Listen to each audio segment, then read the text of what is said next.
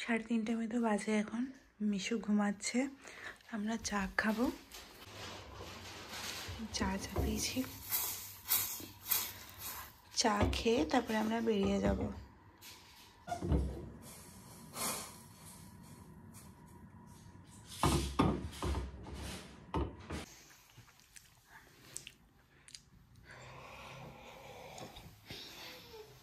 ঘুম পাচ্ছে, উঠে যাও বাবা।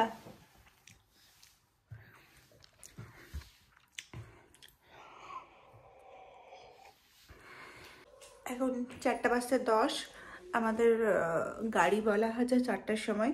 এখন আমাদের চাটা খাওয়া হয়ে গেছে, মিশুকে শুধু খাওয়াবো, খাইয়ে রেডি করিয়ে বেরিয়ে যাব। আমাদের ট্রলিগুলো এখন এখানেই আছে, এই 3টে ট্রলি হয়েছে। চলো। কোথায় যাচ্ছ? মামা পাই বাবা।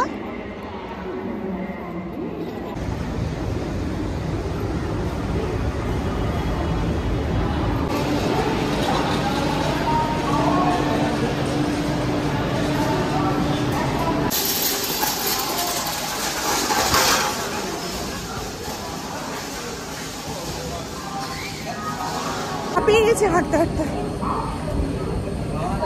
পুরো স্টেশনের বাইরে।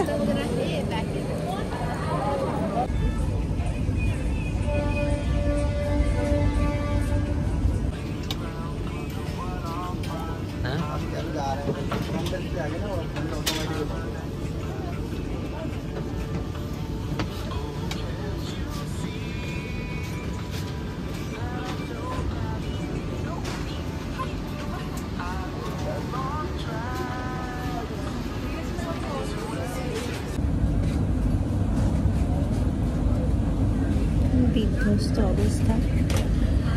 আমরা 4টার সময় বাড়ি থেকে বেরিয়েছি, 4:30 নাগাদ পৌঁছে গেছি স্টেশনে। 1 ঘন্টা টানা বসে আছি, ভীষণ পরিমাণে টায়ার্ড লাগছে, রাতে ঘুম হয়নি ঠিক করে, যার কারণে প্রচণ্ড মাথা ব্যথা। আর এখন ট্রেনে উঠে পড়েছি, কিন্তু এখন টাইম হয়নি। কটা বাজবে? 6:10। 5:55 মানে 6:05 ট্রেনটা ছেড়ে দেবে। বেশিক্ষণ টাইম লাগবে না, 10টা সাড়ে 10টার মধ্যে আমরা পৌঁছে যাব। কিন্তু এখন ব্যাপার হচ্ছে এতটা শরীর ক্লান্ত আছে যে বাড়িতে গিয়ে ঘুমোতে হবে, আর কিছু।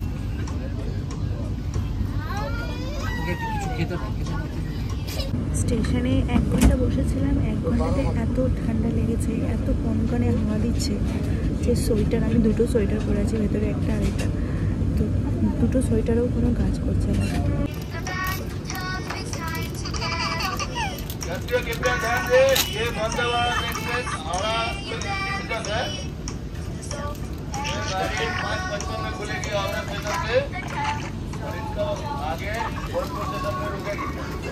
आप लोग अपना अपना सीट पे बस बैठ जाइएगा। जो यात्री को हावड़ा पूरी बंदरवान পর্যন্ত चढ़े हैं উপস্থিত স্টেশন বোলপুরে নামবে। আপনারা সিটে বসে যাবেন। আবারও দয়া করে শুনবেন, এই গাড়িটি হাওড়া পুরী। ফার্স্ট মিল দিয়ে গেছে, চা তার সাথে বিস্কিট।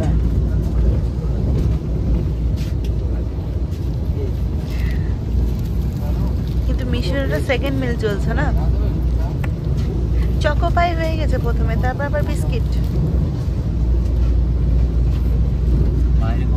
ভারতীয় রেল ক্লিয়ার নেই, ওটা দেখা যাচ্ছে, এই যে দেখো প্রচুর কুয়াশা।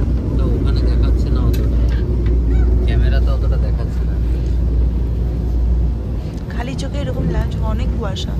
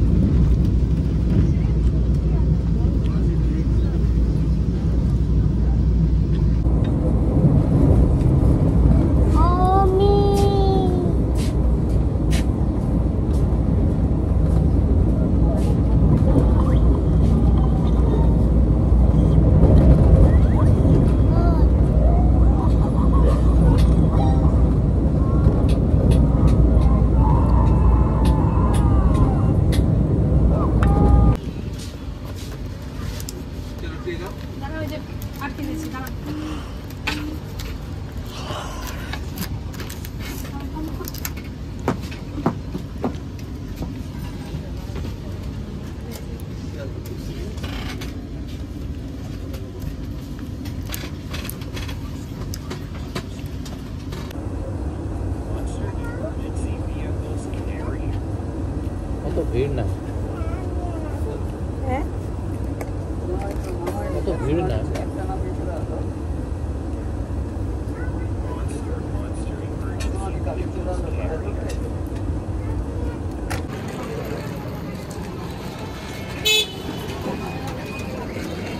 আজকে তো রোদ উঠেছে ভালো।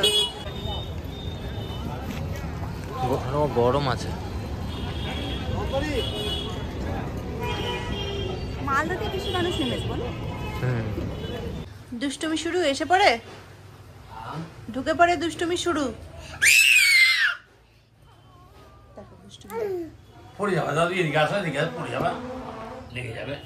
এই মাত্র স্নান টান করে মানে জাস্ট বসলাম, মানে এত ঠান্ডা স্নান, মানে আমি তো যেহেতু ওখান থেকে সকালবেলা বেরিয়েছি ভোর দিকে, ওই জন্য স্নান করে বেরোতে পারিনি। অত ভোর 3টের সময় তো সম্ভব না, আমরা 4টে নাগাদ বেরিয়েছি।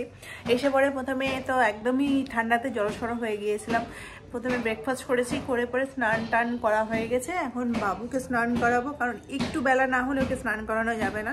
এখানে এসে যা বুঝছি, মানুষের স্বাভাবিক চলাফেরাটাও মনে হচ্ছে অস্বাভাবিক হয়ে গেছে, মানে থাকাই যাচ্ছে না এত ঠান্ডা। বাড়ির জন্য বেরোবো হচ্ছে সকালবেলার দিকেই, স্নান টান করে একদম ব্রেকফাস্ট ওখানে গিয়েই করবো, মামা বলে দিয়েছে। তো আজকের দিনটা আমাদের সময় আছে, আমাদের প্যাকিং তো সব কমপ্লিট হয়ে আছে, শুধুমাত্র মারা প্যাকিং করবে। আর আমার জিনিস কিছু আছে সেগুলো নেবো এখান থেকে। মিশু এখনো দাদুর সাথে কথা বলছে। হ্যাঁ, তলা থেকে একটু দিয়ে দেবো। দাঁড়াও। ও ফ্রাইড রাইসটা বেশি ভালোবাসে, হলুদ দেখলে আবার।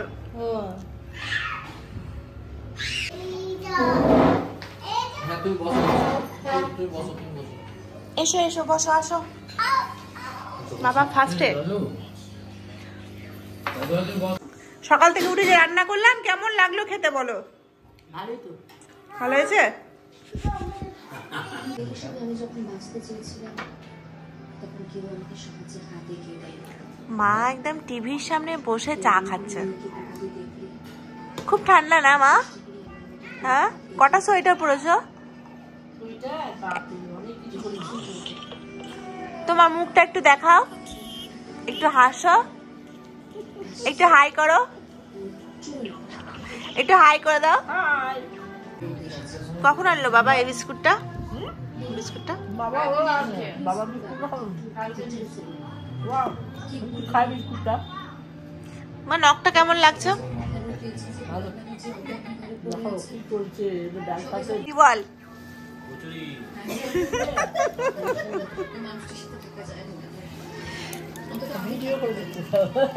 কচুরি আমি তো খাই না। হ্যাঁ খাস না, ও ছোটবেলা থেকে কুকি খায় না। টিটি মারও সোয়েটার আছে, নতুন ব্যাগ। টিটি ধর তো।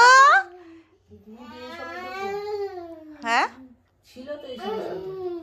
টিটি ধর, পুচুকে ধর। আচ্ছা এটা কি? এটা